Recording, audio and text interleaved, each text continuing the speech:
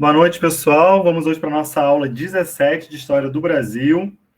Estamos antecipando hoje a aula do dia 30, lembrando que a aula do dia 23 já foi dada no dia 2, como aula extra, então hoje eu vou estar antecipando. Boa noite, Bia. Hoje eu estou antecipando a aula do dia 30, tá bom? Troquei com o professor Igor de Química. Então, no dia 23 vai ter aula de Sociologia, que eu troquei, né, no dia 2, e no dia 30, meu horário vai ser o professor de Química. E assim a gente vai ficar em dia com a matéria, estamos adiantados, né? Estamos com 2 aulas com essa adiantados, e não vamos perder conteúdo e voltaremos em setembro, tranquilo? Bem, mas hoje nós vamos dar continuidade à aula de República Velha. Nós vimos na semana passada, ou melhor, na segunda-feira agora, né? Acostumado de dar aula toda segunda-feira, a gente está na quinta ainda. Na segunda-feira a gente viu uma primeira parte da República Velha, que é a República da Espada, e hoje nós vamos continuar a República Velha vendo a República Oligárquica, tá bom? Então vamos começar com tudo. Bem, a República Oligárquica, ela vai do período compreendido entre 1894 a 1930, e ela vai ter esse nome, né? O que quer dizer oligárquica? Até é muito bacana a gente parar para entender, às vezes, os nomes para poder fazer sentido para a gente, né? Oligarquia quer dizer poder para um pequeno grupo, poder para poucos. Então, a república oligárquica, ela vai traduzir esse momento de quem vai estar no poder, que é justamente a elite cafeicultora, né? Ou seja, o pequeno grupo ali de elite econômica, de quem detém o poder econômico no Brasil na época, contrastando a República da Espada, que, obviamente, como o nome diz, estava com os militares. Então, antes eram os militares no poder, por isso espada, e agora a elite econômica cafeicultora, por isso oligárquica. Então, um pequeno grupo que manda no país nesse momento é que detém esse poder econômico, né? E é um grupo que vem com esse poder econômico de forma crescente desde lá do período regencial, como a gente vem vendo nas últimas aulas, né? Então, por isso que é importante a gente ter essa construção cronológica da matéria para até entender como é que esse grupo chega no poder, né? Então, desde lá do pequeno reinado, do primeiro reinado, perdão, do período regencial, né, em sequência, o café já vem aumentando, e esse grupo ele vem tendo esse poder econômico que chega num determinado momento, vai querer se traduzir em poder político, porque eles não vão se contentar tão somente em deter o poder econômico, né? Eles apoiavam a monarquia, depois eles resolvem, quando a escravidão é abolida, contrariando, né, aí Dom Pedro II tira o apoio, e é um dos pilares que sustentava o trono, caem, proclama-se a república, e eles vão falar, agora a gente também quer não só mais apoiar o poder, a gente quer ter o poder, a gente quer ser o poder. Então, a república oligárquica é quando esse grupo chega e consegue consolidar o seu ideal de poder, tá?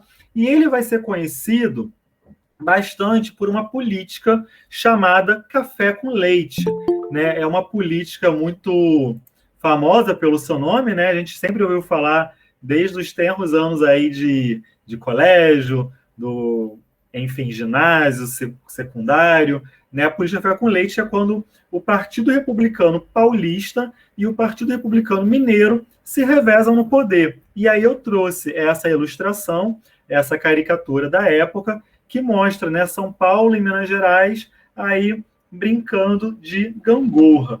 Mas em que pese, pessoal, São Paulo e Minas estarem se revezando no poder, estarem aí, né, comandando, digamos assim, as eleições, outros 3 estados são muito importantes, e isso vai refletir bastante ao longo do processo, ao longo desses quase 50 anos de república oligárquica, culminando lá na Revolução de 30, quando o período acabar e começarmos com a Era Vargas. Quais são esses estados? É o Rio Grande do Sul, a Bahia, o Rio de Janeiro e Pernambuco. Esses 4 estados também eles vão ter bastante participação, em que pese São Paulo e Minas vai estar no protagonismo. E por que o nome, né, café com leite? esse nome, ele basicamente, ele foi uma ficção, né, um nome dado pela imprensa, até porque Minas Gerais, ele também era um estado muito importante na produção de café. Né? São Paulo, obviamente, estava na vanguarda, né? Estava ali como primeiro estado produtor de café.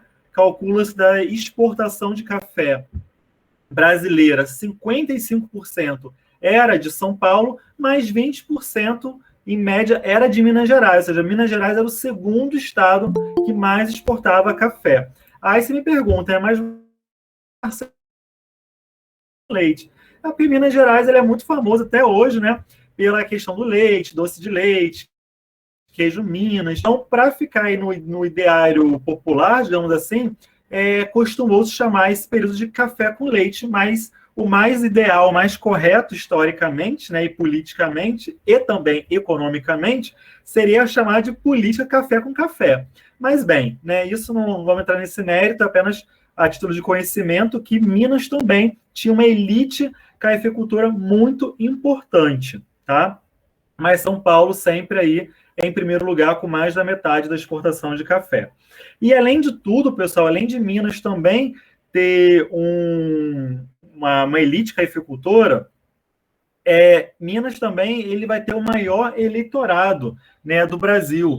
37 deputados ali no Colégio de Deputados. Então, São Paulo e Minas também, além de estar com poder econômico na mão, são os estados com maior número de deputados. Então, por isso, eles na vanguarda da política brasileira nesse momento, tá? E além, pessoal, dos estados, como eu falei, meio que satélites que tramitavam ali, né, o Rio, Rio Grande do Sul, Bahia e Pernambuco, o Exército ele não perde o seu protagonismo, em que pese, né, o Exército ele ficou com o primeiro momento, né, da República da Espada, o Exército ele, em nenhum momento ele deixa de ter importância, ele deixa de ser um ator importante na política nacional no período.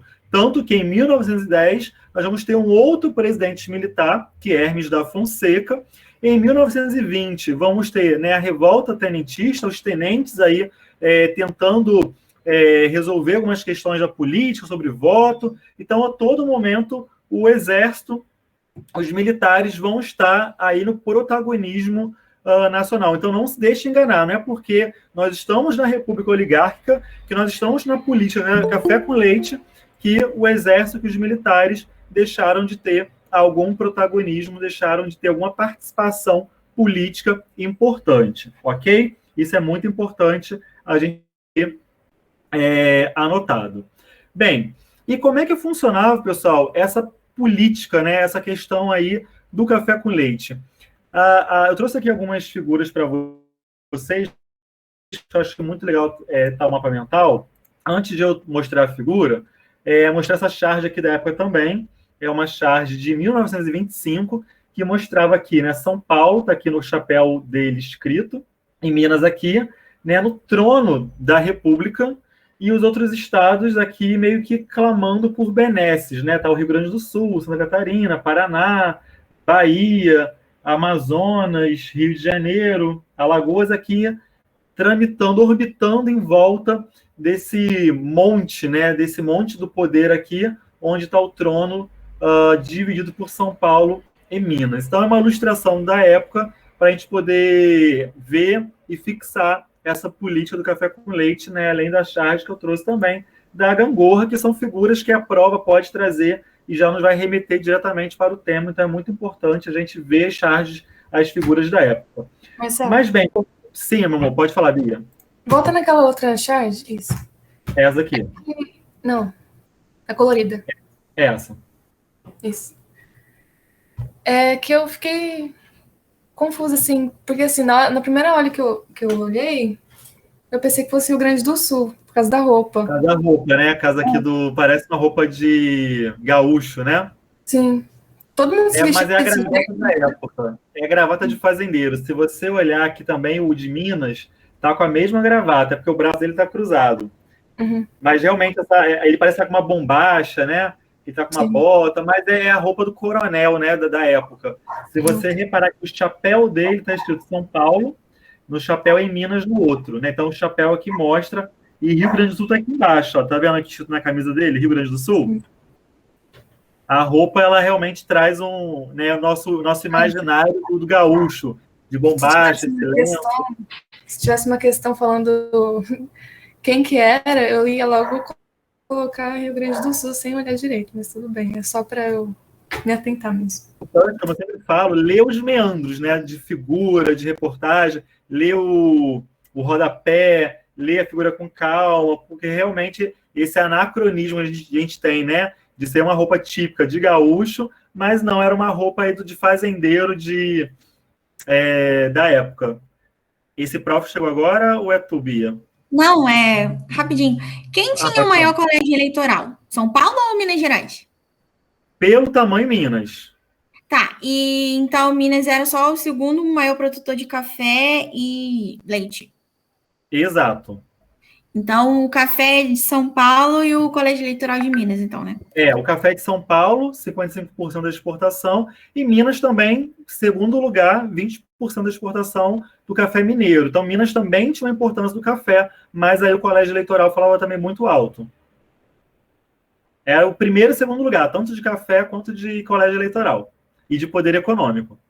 Tá? Então, por isso aí, essa condução.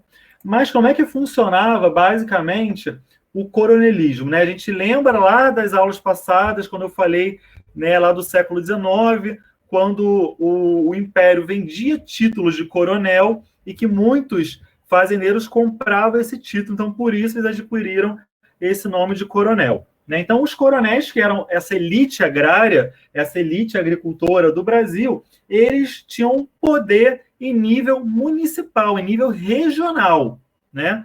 E eles iam apoiar quem? Eles apoiavam no nível estadual os governadores, que por sua vez apoiava o presidente no nível federal, no nível da União. E o presidente, por sua vez, vai fazer as benesses em nome desse governador que apoia, e o governador vai apoiar o coronel no nível regional. Então é o famoso toma lá da cá, né? Uma mão lava a outra, que a gente vai chamar de clientelismo. Então é como se fosse clientes.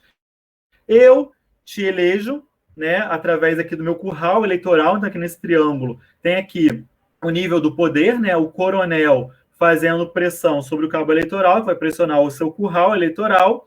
Então eu, coronel, no nível regional, eu vou fazer de tudo, vou pressionar as pessoas para que votem em você como governador, e o governador vai votar em você para presidente, vai dar esse apoio para o presidente. E o presidente vai devolver esse apoio através de benesses, cumprindo a agenda que aquele coronel no nível regional vai querer, e sempre era, né, o café aí como elemento. Então, a política nacional ela vai estar muito focada no café.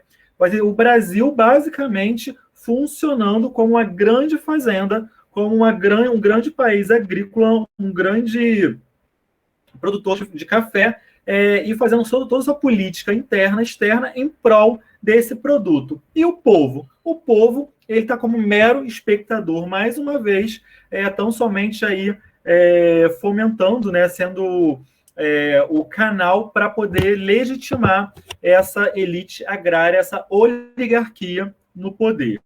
Tranquilo? Então, esse mapa mental aqui é muito importante para a gente entender o coronelismo, né, a sua importância no nível regional e essa política de clientelismo entre os diversos entes da federação, entre município, estado e nível federal, a União.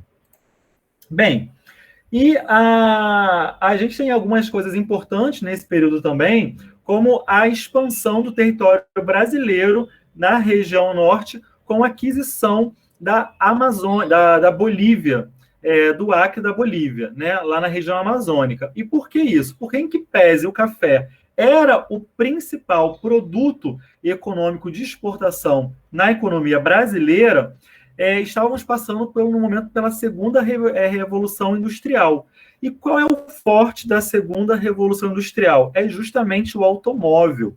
E descobre-se, né, no látex um importante produto para fazer a borracha, que é o produto principal para a fabricação de pneu. Então, né, tem uma cadeia: látex, borracha, pneu, revolução industrial, automóvel. E aí, o governo brasileiro decide adquirir da Bolívia, por cerca de mais ou menos uns 2 milhões de libras esterlinas, esse território daí do...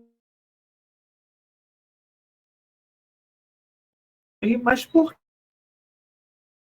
quê? Porque o Brasil ele se predispôs a adquirir esse território brasileiro, por 2 motivos. O primeiro motivo era justamente, né, as reservas extrativistas de seringueira, onde produz-se o látex, né? Então tinha uma reserva muito grande ali de seringueira, havia esse ciclo da borracha já começando, né, que foi um surto, não desbancou o papel do café, a gente não pode tirar o café do radar, para a economia, sobretudo da região norte, para o desenvolvimento da região norte, mas ele não desbanca o café. Então, o Brasil vai ver com látex, é que havia muitos brasileiros já nessa região, né? Era uma região de floresta amazônica que a Bolívia não se interessava, não havia população. Era basicamente de indígenas que não havia comunicação, né? Não havia interligação com os homens brancos. Mas muitos nordestinos estavam migrando para a região em busca de melhores condições de vida, lembrando, como eu falei já em aula, o Sudeste ainda não era, né, esse ponto de imigração, de fator de imigração, né, como é hoje, mas era o Norte por conta aí da borracha, do ciclo da borracha. E como havia muito brasileiro em território boliviano, o Brasil resolve intervir. Não venham méritos, senão vai cair na prova, mas o Acre chega a ser declarado uma república pelos brasileiros que ali estavam. Existe uma intervenção da Bolívia, o governo brasileiro intervém, mas, por fim, é importante saber que no Tratado de Petrópolis, em 1903, o Brasil compra da Bolívia essa região que é o Acre. Tem a ver aí com o ciclo da borracha. Outra questão importante desse período histórico, né, é o Convênio de Taubaté. E ele é muito importante por quê? Porque ele tem tudo a ver com o café. Né? E lá na frente, ele vai explicar também a crise e o declínio desse período da República Velha. Por quê? Porque, como eu falei, pessoal, quem botava no poder o presidente era o coronel, né, que era um fazendeiro, era um cafeicultor. O Brasil ele tinha basicamente como política pública, política de Estado, o café. Então, ele faz, em 1906, o Convênio de Taubaté, que define que, em caso de queda do preço do produto, do café, o governo brasileiro iria intervir, iria ajudar os cafeicultores. Então, é muito importante ter esse Convênio de Taubaté no radar, ter ele em mente, porque ele vai ser decisivo daqui a pouquinho, mais à frente, quando o governo vai ter que lançar mão desse convênio aí para socorrer os fazendeiros que vão estar aí quebrados por conta da crise de 29, tá bom? Mas antes da crise de 29, nós temos já aí uma primeira crise do café, que é por conta da Primeira Guerra Mundial. E aí nós temos um assunto, um tema que vai interligar com a nossa história geral, com a história mundial, né? Como é que a Primeira Guerra ela vai influenciar na economia brasileira? Bem, imagina a Europa, né? A gente fez uma questão na semana passada, que era um jornal francês, que falava, né, do Brasil como o café brasileiro como apreciado, né, nos cafés franceses, como um produto muito importante na Europa. Então você imagina o europeu, né, que adora um cafezinho, é chique tomar um cafezinho lá no café em Paris, começa a guerra, estoura a guerra, né? E guerra não tem, pessoal, confeitaria, guerra não tem cafezinho, guerra não tem passeio para tomar o chá das 5 na Inglaterra, guerra é bomba, guerra é Deus nos acuda, corre para lá, corre para cá. Ou seja, estamos em guerra. Europa, que é o principal mercado consumidor do café brasileiro, em guerra. Vão tomar café? As pessoas vão parar nos cafés parisienses para tomar o produto brasileiro? Sim ou não? Não, né? Resposta óbvia. Com isso, a exportação de café brasileiro aumenta ou diminui ou se mantém? Vai cair. E com isso, nós temos a primeira crise do café. Então, vamos lá de novo, recapitulando. Guerra explode na Europa, primeira grande guerra na Europa. Europa em guerra, não temos tempo para tomar café, não temos interesse em tomar café. Vamos gastar dinheiro com o quê? Com arma, com munição, com uniforme da tropa, a política totalmente voltada para alianças, né? Então, temos aí essa primeira porrada no café brasileiro, como a Beatriz coloca, né? A guerra ela vai reduzir. Mas o que o governo brasileiro faz para poder tentar melhorar a economia?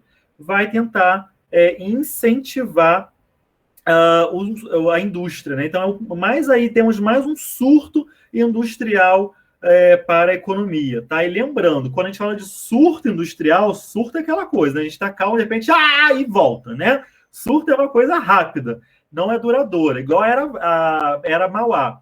Foi um surto. Então, industrializou, quebrou, não deu certo. Então, é um pico. Tá? Então, quando a gente fala de surto industrial, não quer dizer que houve um avanço no patamar industrial. Não.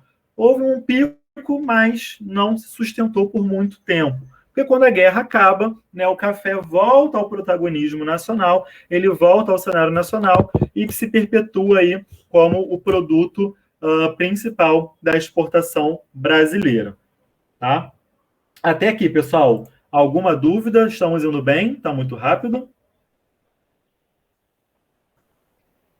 Bacana, então. Tá lindo, prof.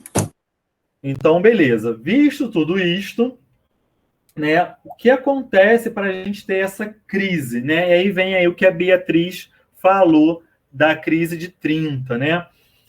A economia cafeeira, ela entra em declínio. E aí agora é declínio mesmo. Não é mais um problema, não é mais uma dificuldade ou um período, mas é realmente declínio. O café ele começa a declinar como principal produto. Por quê? Como falamos, né, como demos um spoiler há minutos atrás, em 29 acontece o crack da Bolsa de Valores nos Estados Unidos. Né? Então, esse crack, essa crise americana, como os mercados já estavam muito interligados, faz um efeito dominó, né? Assunto aí para aula de história geral, mas vocês sabem que a gente está com a Europa se reconstruindo pós uma guerra, né? Os Estados Unidos como principal financiador dessa reconstrução europeia, e esse financiador, né, que passa a ter um protagonismo no cenário mundial, ele quebra, né? A sua economia entra aí em xeque, e os Estados Unidos, que também era um importante mercado consumidor do café brasileiro, ele vai romper de vez a sua compra. Ele passa a não comprar mais café brasileiro. Né? E, por consequência, a Europa também, que dependia do capital americano, também diminui, né, a importação, porque a crise ela vai atingir todos os países, né, desse bloco capitalista, que tem aí os Estados Unidos como o principal ator. Então, a crise econômica mundial ela vai abalar de uma vez por todas a estrutura brasileira. E aí, vocês lembram lá, pessoal, deixa eu voltar aqui, do nosso convênio de Taubaté de 1906. Nesse momento, o Brasil ele vai lançar mão desse instrumento legal, né, desse convênio de Taubaté, e vai passar a comprar o café excedente. Então, o próprio governo brasileiro, que é cafeicultor, vai comprar dos fazendeiros esse café. Para quê? Para queimar o café. Né? Por que isso? Porque o Brasil compra café e queima. É a famosa lei da oferta e procura. Se eu tenho um produto excedente, eu estou produzindo café, né? Tá lá os cafezais, eu não tenho como parar a produção, não é uma indústria, né?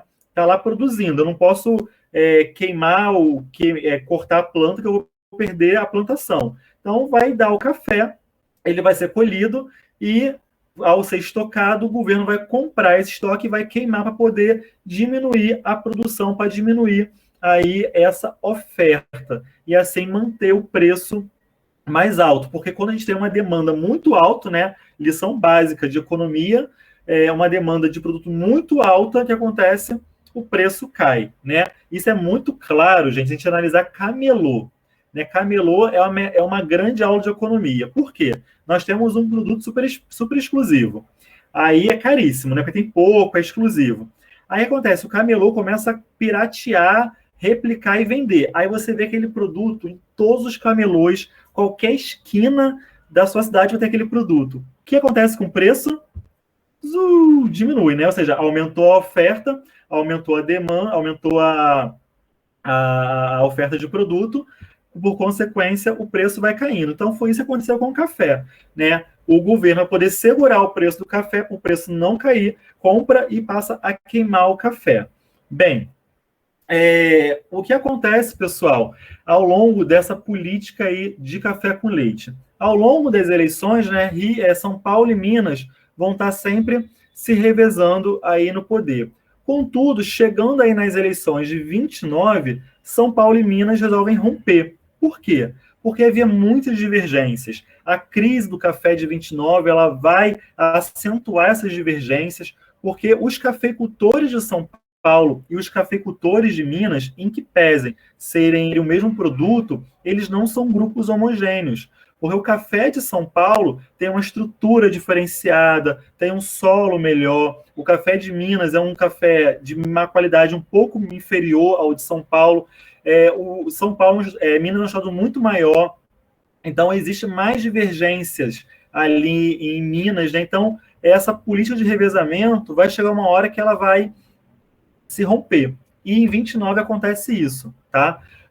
São Paulo, ele vai indicar o Washington Luiz e Minas Gerais, perdão, Washington Luiz, ele vai romper com Minas Gerais, é o presidente, né? E vai indicar Júlio Prestes para concorrer à presidência de São Paulo. Em Minas Gerais, por sua vez, ela vai indicar Getúlio Vargas, que era gaúcho, mas que havia estudado em Minas, por isso esse approach aí de Getúlio com Minas Gerais, para concorrer pelo Estado. Então, não temos mais aí uma candidatura única, mas vamos ter Júlio Prestes por São Paulo, não confundir Júlio Prestes com Luiz Carlos Prestes, ok? Não confundam. Júlio Prestes por São Paulo e Getúlio Vargas concorrendo por Minas, e aí com apoio também do Rio Grande do Sul e de Paraíba, tendo seu vice João Pessoa. O que acontece? Júlio Prestes vai vencer as eleições, mas Vargas não vai ficar satisfeito. Ele vai acusar os paulistas de fraude no processo eleitoral, e aí por várias questões que vão acontecer, que nós vamos ver mais a profundo na aula que vem sobre Vargas, uma aula específica sobre a Era Vargas, ele vai aplicar um golpe, mais um golpe aí, né, no nosso sensível Estado democrático brasileiro, e vai fazer a Revolução 30.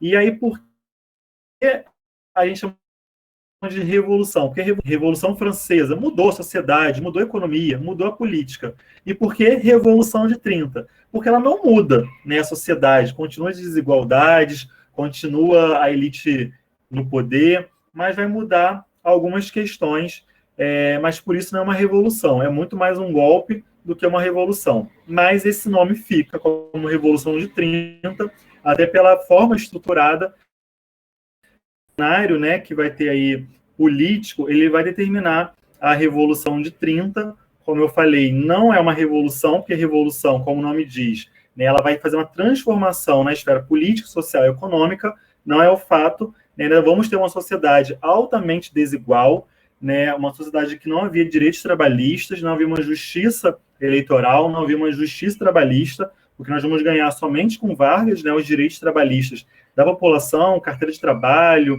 a CLT, grandes avanços na esfera social e trabalhista, que vai até dar essa alcunha, né, de pai dos trabalhadores para Vargas, vai ser realmente somente após a década de 30. Então, ainda nós temos uma sociedade altamente desigual, uma sociedade que migrou do trabalho escravo para o trabalho livre, sem nenhuma garantia social, algum amparo legal para esse trabalhador. Então, é muito importante de ter isso em mente, tá? Que a gente está agora num momento de governo oligárquico, é a elite governando para a elite. O povo está alijado, o povo está fora desse processo, tanto com direitos, né, políticos, quanto com direito econômico, com direito social, tá? Então, o trabalhador aqui é um trabalhador que apenas vai fazer serviço, sobretudo para o coronel, né, para o coronel, que é uma população basicamente agrária, é um Brasil que ainda não tem cidades muito grandes, capitais,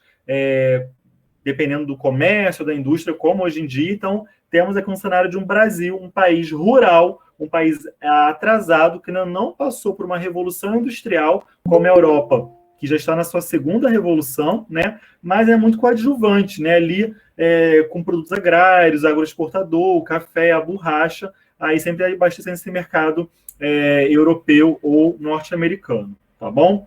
Então, na próxima aula, já ver com mais aprofundamento a Revolução de 30 e a Era Vargas, que é um período muito bacana, que eu amo, né? É um período assim, amo e odeio. Vargas é um cara que ele ou é muito amado ou ele é muito odiado pelos brasileiros. Bem, então, pessoal, ao longo desse período, né, de 40 anos de República Velha, nós tivemos 13 presidentes. Deodoro da Fonseca e Floriano Peixoto, militares, República da Espada, e a partir daí, civis, né? Prudente de Moraes, Campos Salles, Rodrigues Alves, Afonso Pena, Nilo Peçanha, Hermes da Fonseca, que também era militar, mas está dentro da República Oligárquica, porque foram os próprios cafeicultores que quiseram ele na presidência. Venceslau Braz, Delfim Moreira, Epitácio Pessoa, Arthur Bernardes e, por último, o Washington Luiz. Alô, galera de Caxias, né? Essa importante rodovia aí leva o nome do último presidente da República Oligárquica. Tranquilo? A gente viu nessa aula esse cenário aí para entender dois assuntos muito importantes que já caíram na prova do Enem. Vamos ver agora algumas questões e pode voltar a cair, que é a República, café com leite e a prática do coronelismo e o clientelismo. Tranquilão? Até aqui, pessoal. Dúvida? Podemos ir para as questões. Reta final da aula. Tranquilo? Beleza. Essa questão aqui, nós fizemos na aula passada, tá? Mas como eu não trouxe no slide, eu coloquei hoje só para ficar no material impresso, que eu vou hoje transformar o PST em PPT em PDF, tá? Então, eu trouxe a questão aí para ficar amarradinho no material, que é uma questão do Enem de 2017, que vai falar justamente essa prática do voto de cabresto, né, do curral eleitoral. Né? Vocês querem refazer a questão ou posso passar para as outras? Ou vale a pena fazer?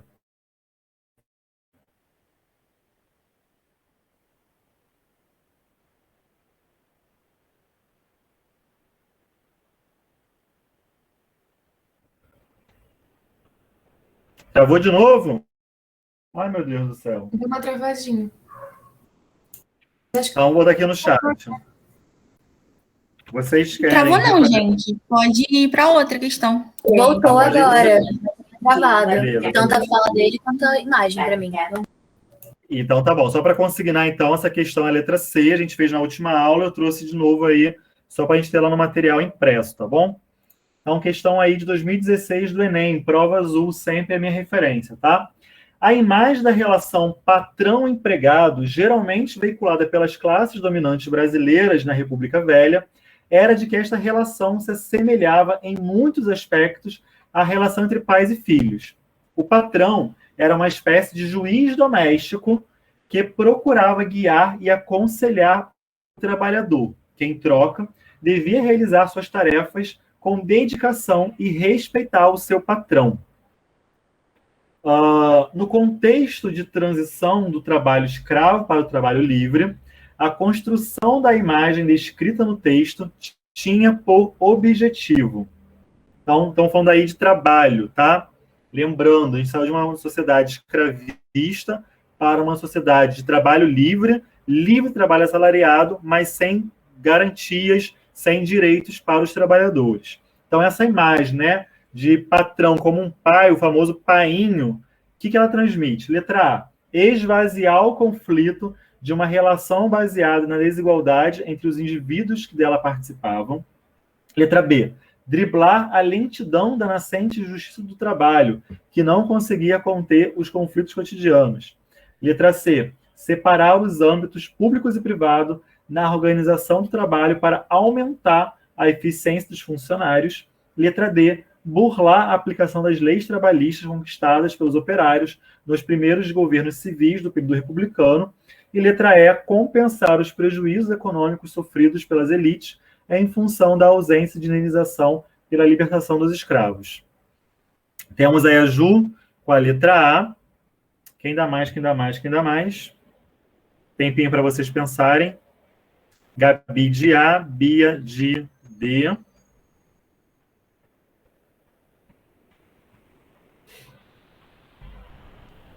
Quem dá mais? Cadê a outra Bia?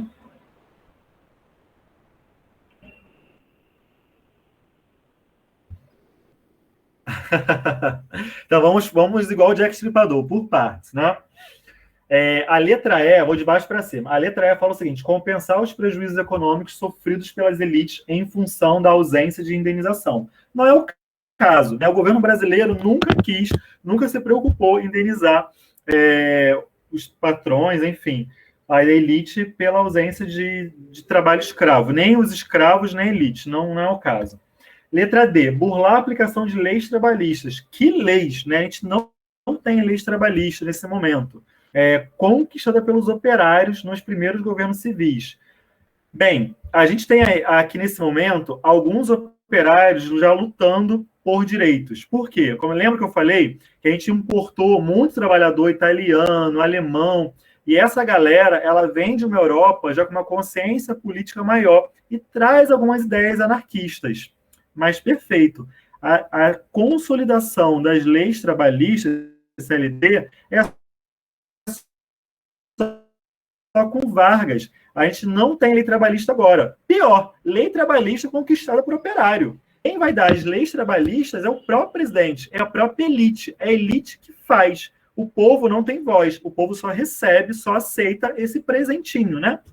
Então, a gente não vai falar nunca em direito conquistado por trabalhador, sobretudo nesse momento, tá? Momento aí de Primeira República. Então, letra D está fora. Letra C, separar o âmbito público e privado. Ao contrário, quando você chama seu patrão de pai, tu está misturando, né, o público com o privado. Então, está fora. Letra D, driblar a lentidão da nascente Justiça do Trabalho. Não. Justiça do Trabalho, Lei do Trabalho, só com Vargas. Tá? A Justiça do Trabalho vai nascer em 39. Então, não temos ainda a nascente Justiça do Trabalho. E sobrou o quê? A letra A, né? Por isso que eu fui de baixo para cima, que vai falar em esvaziar o conflito de uma relação baseada na desigualdade entre os indivíduos. Ou seja, essa aproximação, né, do patrão fazer uma figura paterna é para justamente o trabalhador não identificar que existe um vácuo, né, que o patrão é uma elite e ele está ali embaixo da pirâmide. Então, quando faz essa aproximação, eu sou seu pai, eu vou te ensinar, você me deve respeito, é justamente para não ter esse conflito. Dominar o trabalhador através de um laço aí emocional, tá bom? Então, essa questão ela é muito tranquila de fazer eliminação, né? Mais do que responder a letra A de forma direta, sabendo que era Vargas, você consegue, exatamente, Bia, o explorador dando aquele afagada, né, para domesticar o explorado. Perfeito. O discurso, né? Aqui em casa a gente tem uma empregada, ela é da família, ela come comida que sobra, usa o banheirinho dos fundos, mas é da família, né? É esse papo de explorador, né, que vem desde esse período aí para poder apaziguar, a palavra é essa, apaziguar as relações de desigualdade social e econômica, enfim. Próxima questão do Enem também de 2016. O coronelismo era fruto da alteração na relação de forças entre os proprietários rurais e o governo. E significava o fortalecimento do poder do Estado antes que o predomínio do coronel.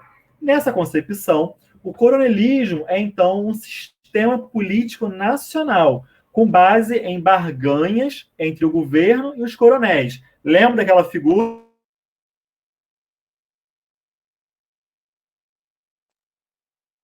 daquele mapa mental, das setinhas que sobem do delegado de polícia até a professora primária? Ele que escolhe. O coronel hipoteca seu apoio ao governo, sobretudo na forma de voto. No contexto da Primeira República, as relações políticas descritas baseavam-se, letra A, Musiquinha do... que eu esqueci de trazer a musiquinha, né? Letra A. Coação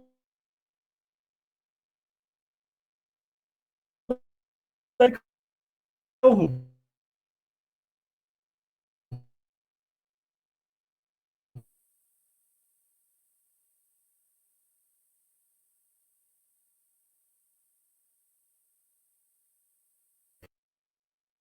Temos ainda uma dinâmica urbana. Letra C. Valorização. Acha a conexão.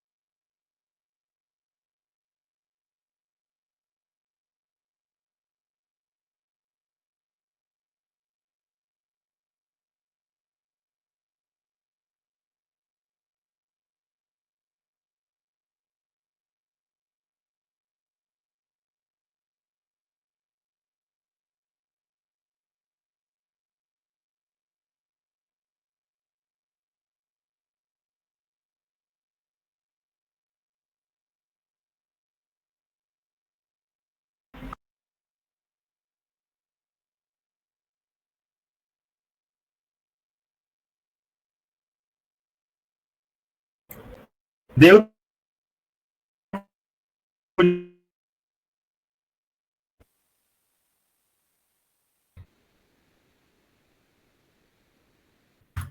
Não, sabe o que eu reparei agora? Que eu não cabiei, eu estava no Wi-Fi, pessoal, e meu quarto é aqui nos fundos da casa, o roteador está lá na sala. Então, eu que dei mole, não cabiei hoje o computador. Peço perdão. Letra A, B, C, D ou E? Deu tempo de pensar. E aí?